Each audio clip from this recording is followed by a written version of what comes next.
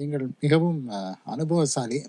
இளைஞர்களுக்கு என்று இல்லை, எத்திக்கல் வேல்யூஸ் இதை கடைபிடிக்க முடியாத ஒரு சூழ்நிலையில் நாம் என்ன செய்யலாம்? கலியுகத்துல we know that ethics இருக்காது, people ரெஸ்பெக்ட் இருக்காது. பட் அந்த மாதிரி இருக்கிற ஒரு சிச்சுவேஷன்ல பல சேலஞ்சஸும் நமக்கு வரும். சுவாமிகிட்ட டைரக்டா நான் கேட்டேன், ஹைதராபாத்ல ஆரம்பிக்கலாமா சுவாமி, எங்க பிரான்ச் ஆரம்பிக்கும்போது சுவாமி தாராளமா ஆரம்பிங்கன்னு சொன்னாரு. நான் நிறைய டாக்டர்ஸ் அங்கே ட்ரெயின் பண்ணேன். அவங்களுக்கு டயபெட்டிஸ்லாம் டீச் பண்ணி கொடுத்துட்டு, உங்களுக்கு ஏதாவது கஷ்டமான கேஸ் இருந்தால் நீங்கள் எங்களுக்கு ரெஃபர் பண்ணலாம், இங்கே ஃபெசிலிட்டிஸ் எல்லாம் இருக்குதுன்னு சொன்ன உடனே அதில் ஒரு 2 பேர் கேட்குறாங்க, எவ்வளோ கமிஷன் கொடுப்பீங்க?